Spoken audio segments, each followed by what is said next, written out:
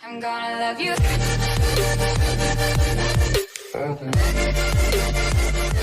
Assalamualaikum warahmatullahi wabarakatuh.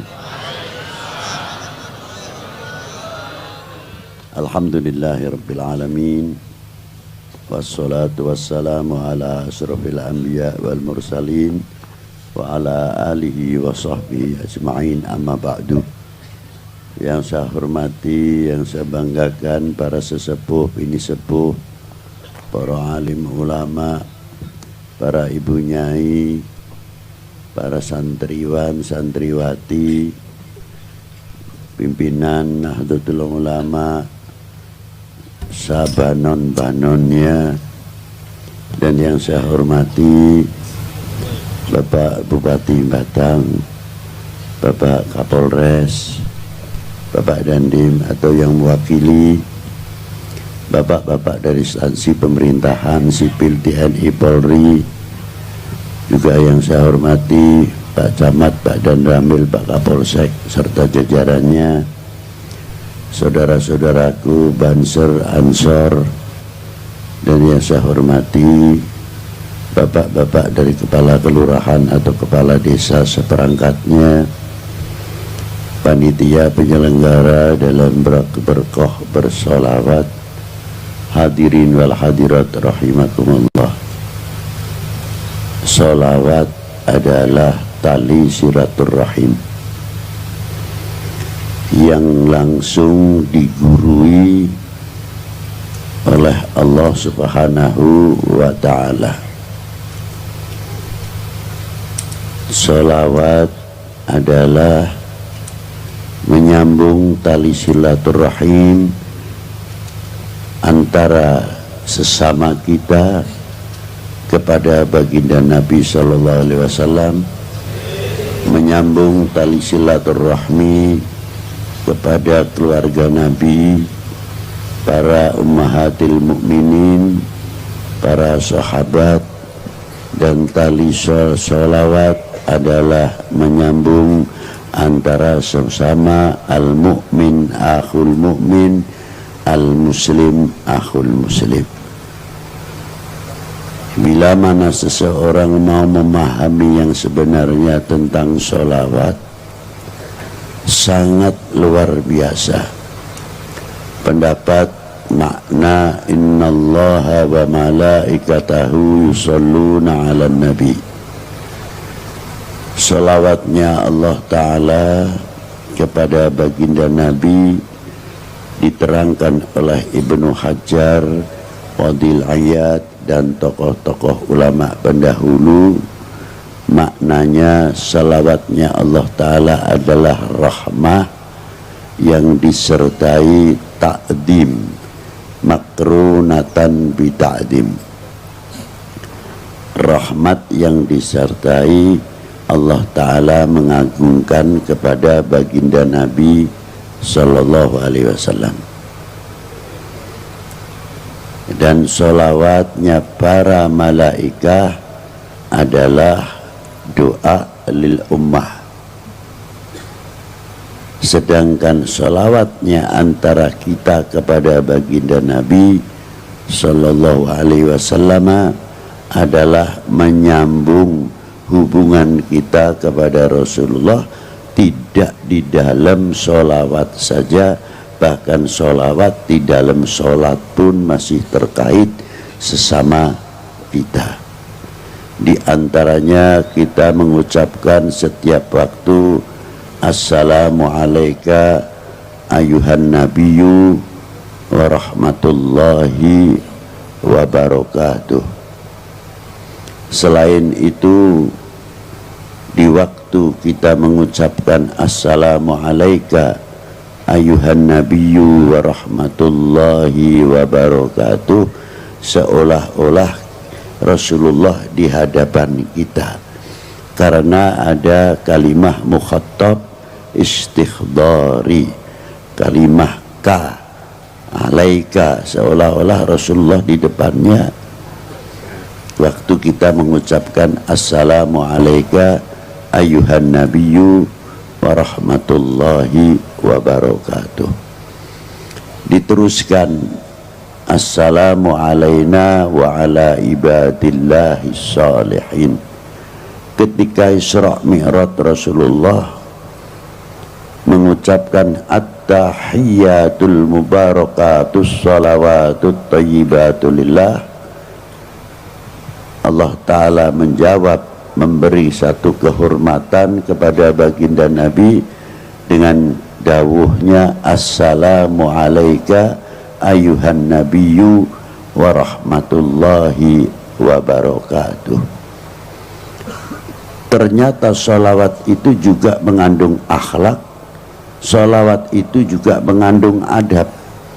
Walaupun di sini mengucapkan Allah Ta'ala kepada Rasul assalamu alaika, tapi pangkat Rasulullah diangkat ayuhan nabiyyu wa rahmatullahi wa barakatuh.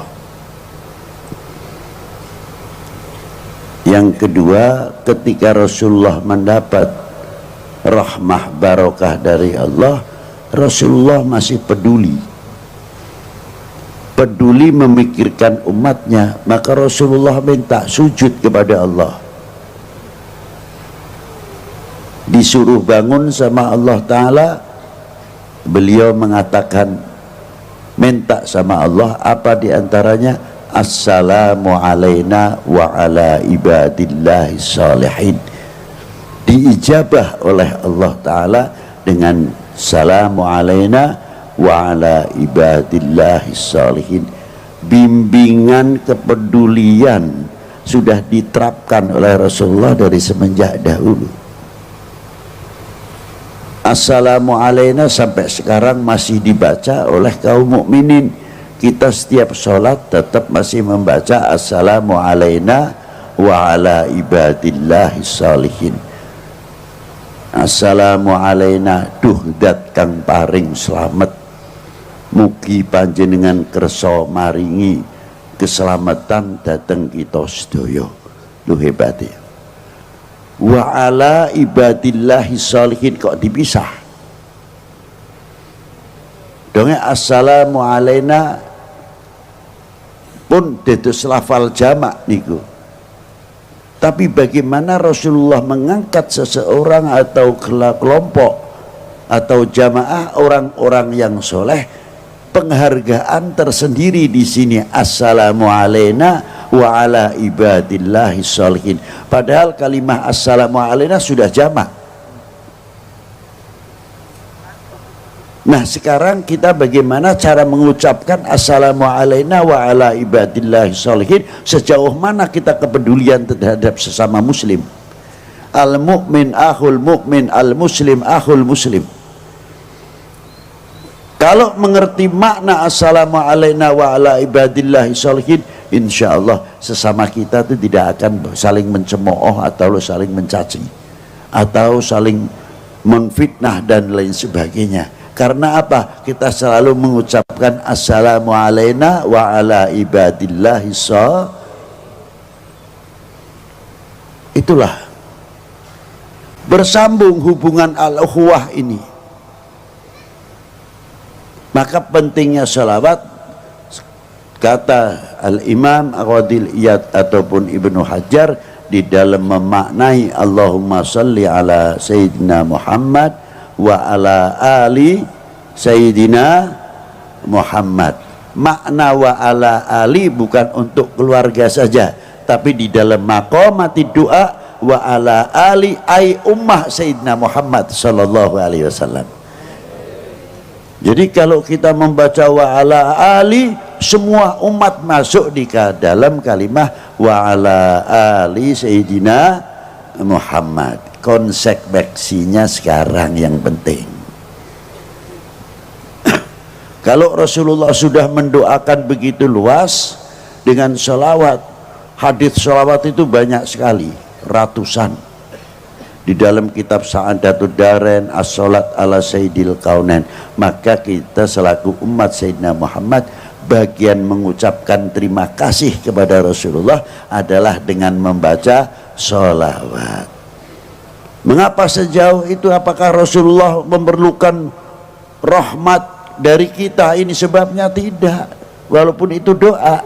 Rasulullah sudah kaya rahmat dari Allah Subhanahu wa ta'ala, tapi mengapa kita masih mendoakan kepada Rasulullah dengan sholawat? Artinya itu balik ke kita semuanya. Jadi orang yang membaca sholawat silaturahmi kepada Rasulullah, tapi hikmahnya sholawat kembali kepada penjelawat itu sendiri. Itu hebatnya sholawat kepada baginda Nabi Sallallahu Alaihi Wasallam. Yang kedua, mengucapkan terima kasih.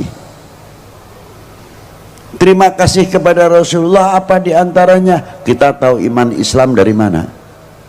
Kalau tidak menjadi umatnya Rasulullah SAW. Dan ketika kita menjadi umatnya Rasulullah, karena tahu kita beriman dengan lahirnya Rasulullah SAW, sehingga kita bisa membedakan mana yang hak dan mana yang batil, mana yang halal dan mana yang haram, dan mana yang makruh subhat dan lain sebagainya. Tanpa sebab kita mengenal Rasulullah, mana mungkin kita kenal semuanya itu. Dengan sebab kita kenal sama Rasulullah, kita ngerti taat kepada Allah, taat kepada Rasulnya, taat kepada kedua orang tua, taat kepada pemerintahnya, taat kepada negaranya, dan mengerti hubul watan minal iman. Dan kita mengerti atiullah wa atiur rasul wa ulil amri minkum, sampai kita mengerti ala inna awliya Allah la khaufun alaihim wa lahum yahzanun alladzina amanu wa kanu yattaqun innama yahsyallah min ibadihil ulama. Sebab kita kenal kepada baginda Nabi sallallahu alaihi wasallam. Nah, sejauh mana kita ngerti terima kasih? Tidak cukup kepada Rasulullah sallallahu alaihi wasallam saja, karena kita kenal iman wal Islam sebab turun temurun, artinya dibawa oleh para pewaris Nabi sallallahu alaihi wasallam. Maka pantas Gus Miftah tadi mengatakan dalam hadis yang paling berbahaya, saya paling takut mendengar hadis itu. Bila mana umat ini sudah lari dari ulama, akan tiga perkara akan diturunkan oleh Allah. Yang pertama, yarfa'ullahul barokah, diangkatnya barokah min ma'isyatihi, dari dunia perdagangannya. Kalau sudah berbicara dunia perdagangannya sangat kompleks. Karena apa sekarang mudah dipecah belah menjadi umat? Sebab apa sekarang menjadi bangsa yang mudah dipecah belah? Karena kita jauh dari ulama.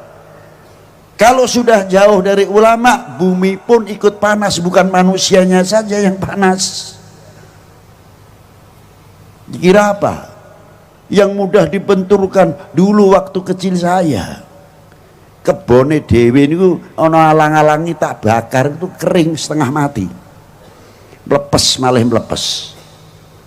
Lha saiki aja maneh sing kering, sing ijo ae dibakar gampang. Bumine padha ae kejabut rahmah, kejabut barokah. Sebab apa? Kita lari dari al ulama. Sebab apa? Di zaman pada waktu oknum pada waktu zaman Bani Umayyah, setelah wafatnya Sayyidina Ali, padahal kurang apa umat pada waktu itu? Kurang nopo umat yang zaman semonten badani Sayyidina Ali? Bani Umayyah hebat luar biasa, ulama ora kurang, jago hadis, jago tafsir luar biasa, wong isih top-top. Ning kena apa umure Bani Umayyah ya 100 tahun kurang lebih, tumbang begitu saja. Padahal sampai kekuasaannya sampai Spanyol pada waktu itu, 350 tahun Islam di Spanyol. Wassalam, ulama ese akeh. Jamane zaman saiki ulama sing pentolan-pentolan wis akeh dhewe neng. Coba di zaman Bani Abbas, setelah tumbangnya Bani Umayyah, berapa keturunan baginda Nabi para habaib sing dipotong lehernya, dikejar-kejar, bukan sedikit. Dan ulama-ulama pada waktu itu juga tidak sedikit. Sampai terkenal di zaman Bani Abbas, 1001 malam di Baghdad. Hancur Harun ar-Rasyid. sampai turun temurun wassalam. Kerajaan. Karena apa sebabnya? Lari daripada ulama. Kuncinya di situ. Maka saya kagum secara pribadi maupun secara membaca tarikh, sejarah. Ini perlu anak-anak muda. Saya malam ini walaupun sudah malam masih bangga sekali. Kalau orang tua saya tidak nyepelekan, orang tua sudah jelas. Ini yang paling 80% di sini adalah kaula muda.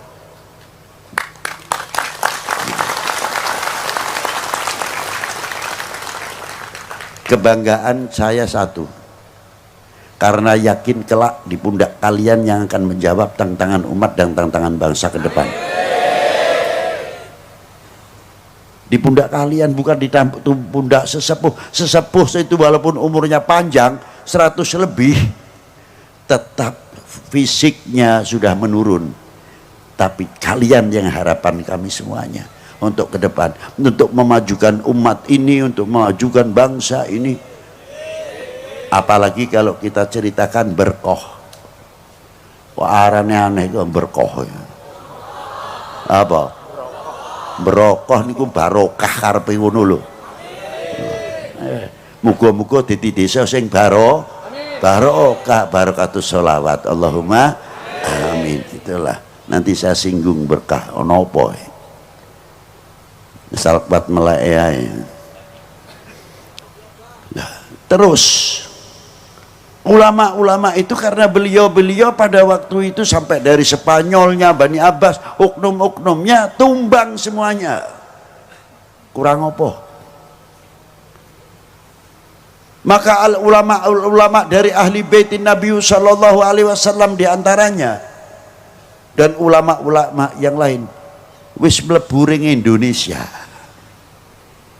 Bahkan ada Sultan Mahmud yang dimakamkan di Tanjung, daerah Barus, Sedo pada tahun 768 Masehi.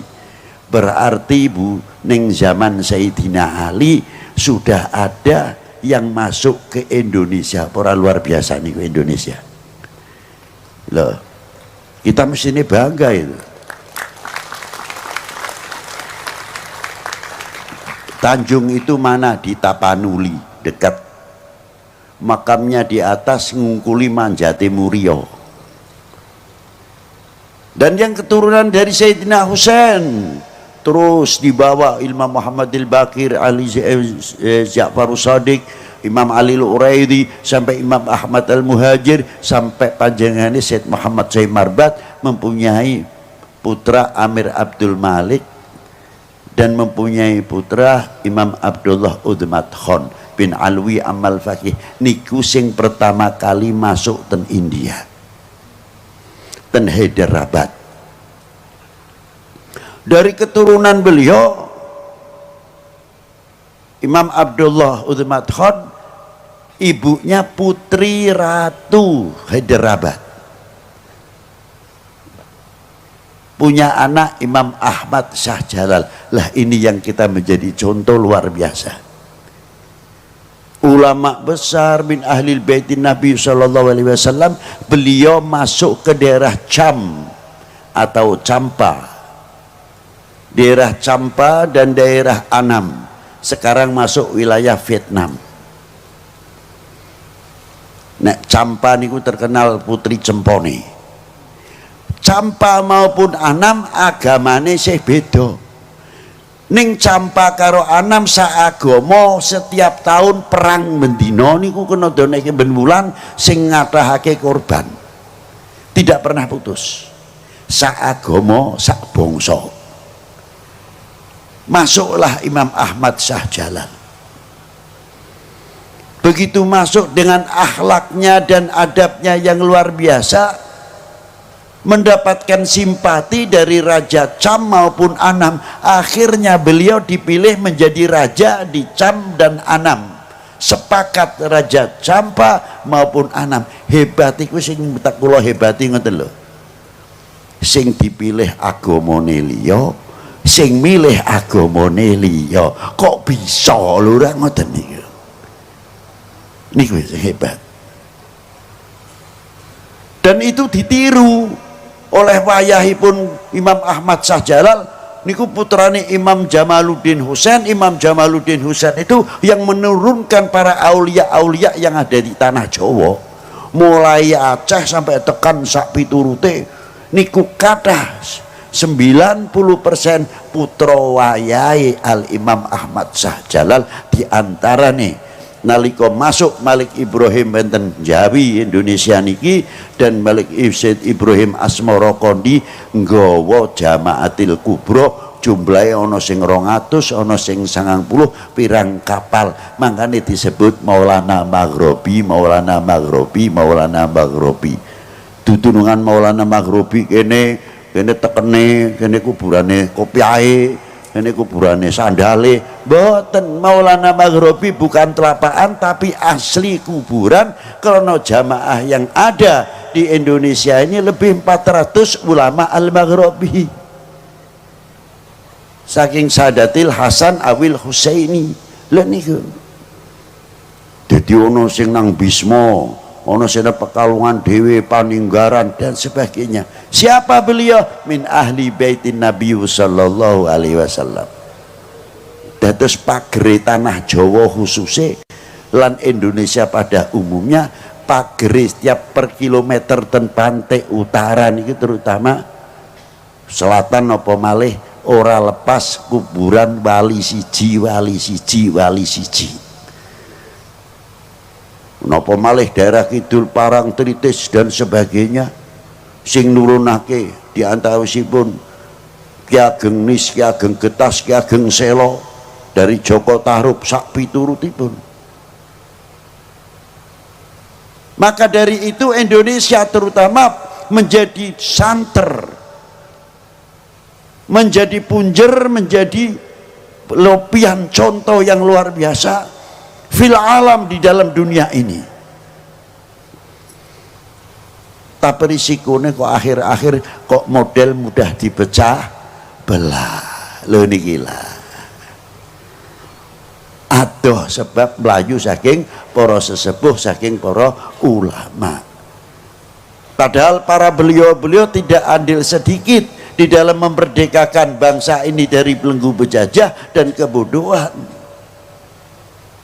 Mboten syiarul Islam saja sing kula takoni, awake dhewe kuwi wis tau andil apa, mempunyai kontribusi apa ngisi kemerdekaan iki sing kula takoni. 45 menangi ora, 47 ora menangi, 48 nang Madiun ada peristiwa apa, kiai luwih 3.000 sing disembelih peristiwa Madiun. Coba awake ora menangi, apa dhewe nurun negakake merah putih, nyeblokake merah putih blas. Napa malih kok zaman semonten sakniki mawon merosotnya nasionalisme, merosotnya memiliki handarbeni kecintaan kepada tanah air mulai melentur. Niki sing bahaya. Lho kok isone ngono pripip gampang. Ya umpamane bendera diceblokake miring sampai ndeteng kaya iki. Mbok iya medun sing nggang kendaraan atau sing weruh nang kono ditegakake sing lempeng.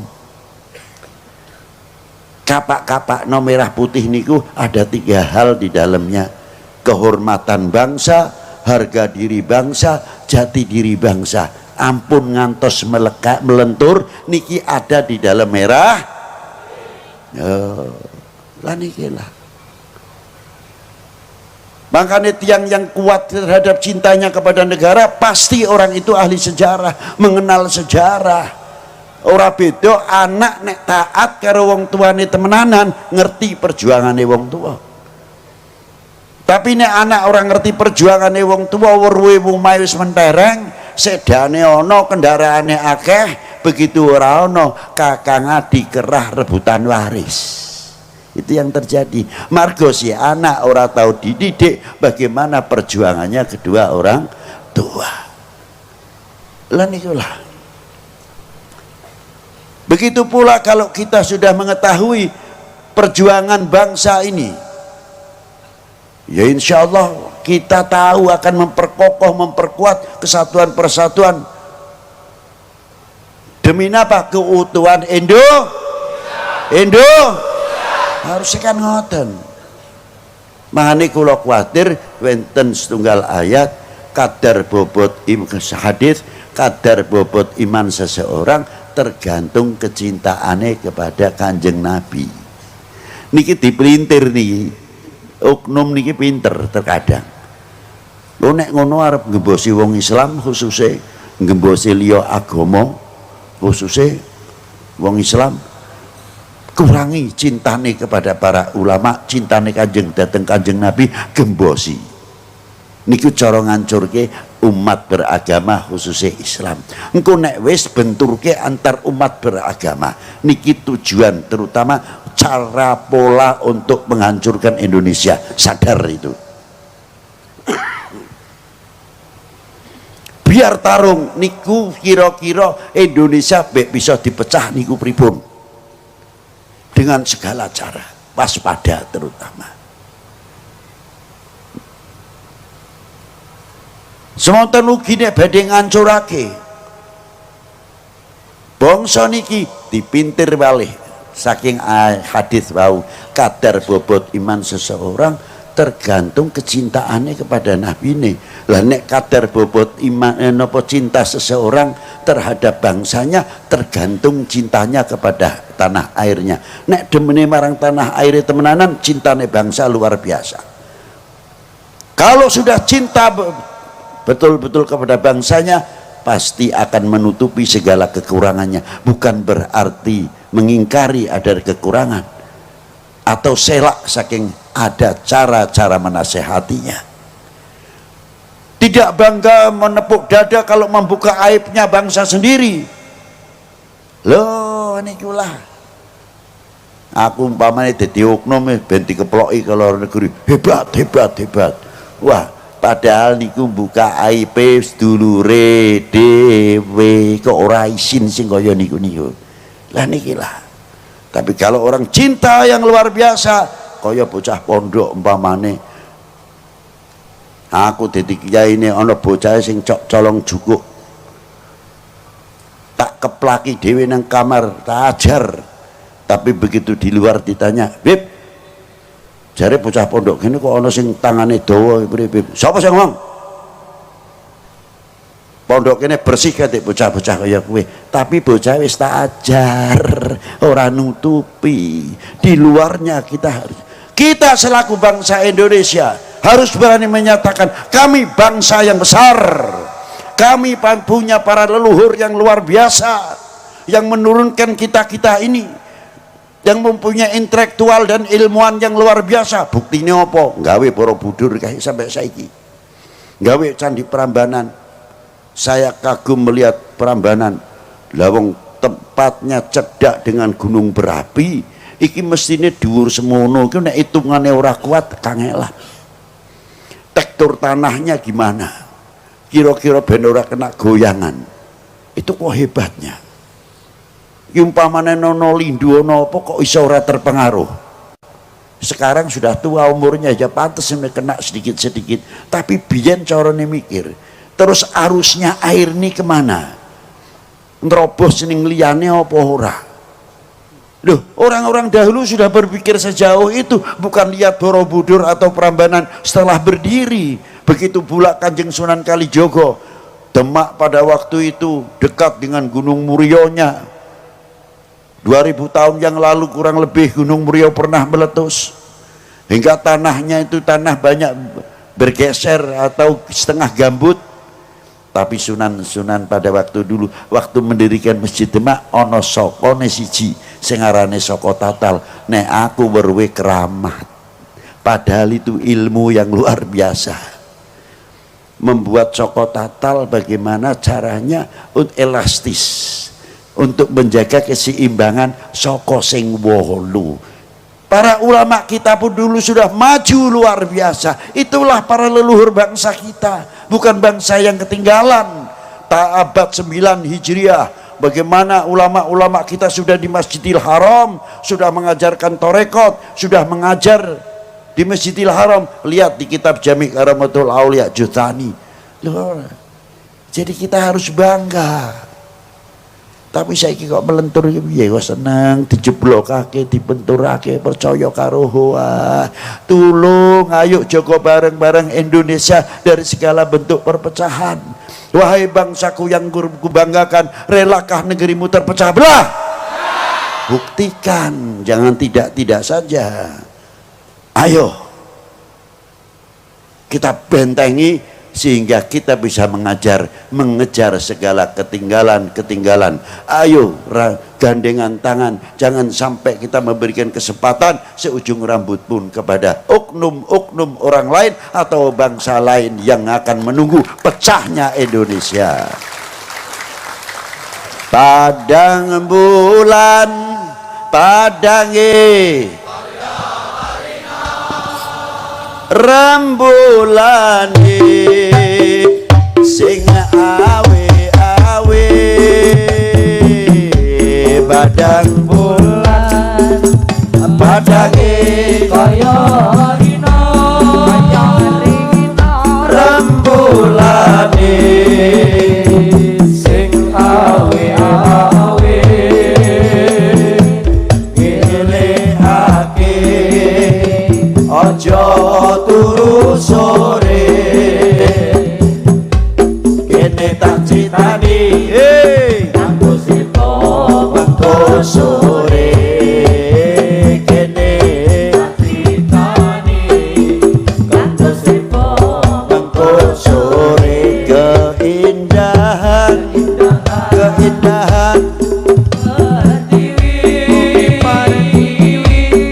terhias untean mutiara,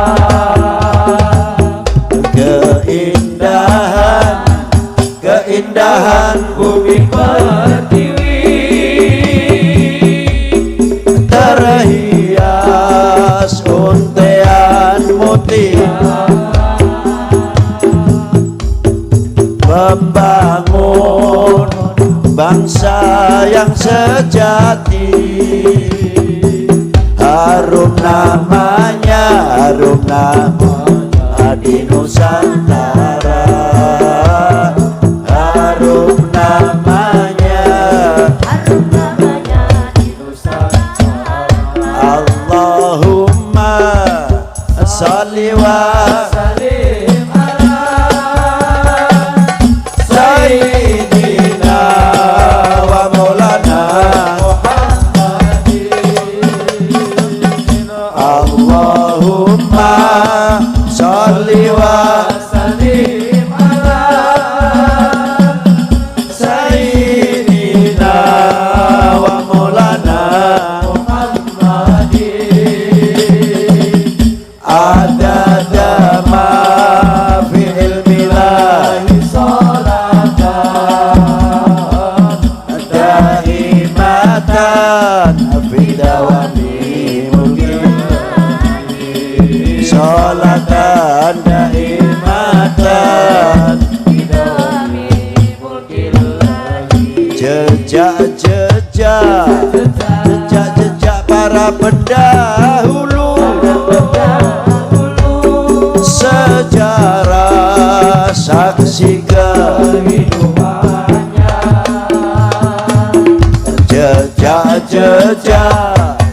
Jejak para pendahulu, sejarah saksi kehidupannya. Tersurat tersirat masa lalu, jadi bekal penerusnya, jadi bekal penerusnya. Merah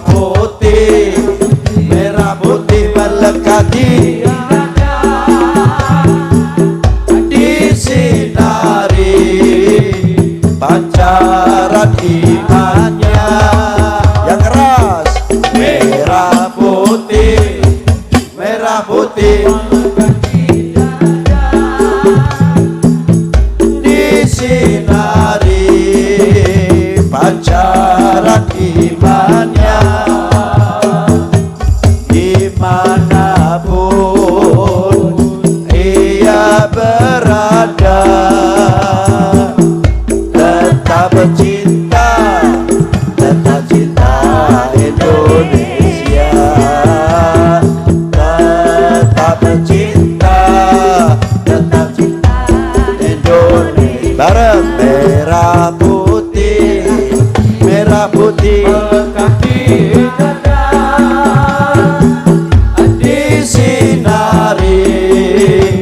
pancaran imannya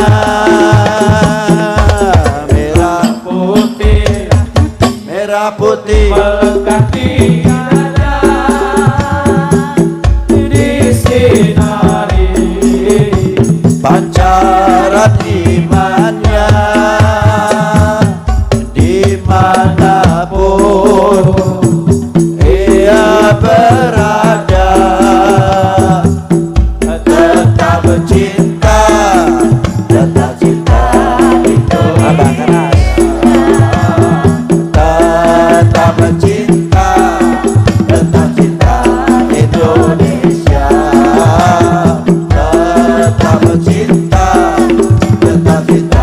Indonesia tetap cinta Indonesia. Allahumma rabbana atina fid dunya hasanah wa fil akhirati hasanah wa qina adzabannar. Allahumma shalli ala sayyidina Muhammad wa ala ali sayyidina Muhammad salatan antunawwiru fi qulubina wa qawalibana wa wujuhana binurillah wa binuri sayyidina Muhammad sallallahu alaihi wasallam. Ya Allah Gusti, sak rombongan pengajian berkah niki muga-muga aja diharamake pikantuk syafaate Kanjeng Nabi sallallahu alaihi wasallam lan muga diaku dadi umate Kanjeng Nabi sallallahu alaihi wasallam, dikumpulake dhateng tiang-tiang ingkang dipun cintai dening Allah, dicintai dening baginda Nabi sallallahu alaihi wasallam. Wa sallallahu ala sayyidina Muhammadin wa alihi wa sahbihi wa baraka wa sallam walhamdulillahirabbil alamin wal afu minkum wassalamu alaikum warahmatullahi wabarakatuh.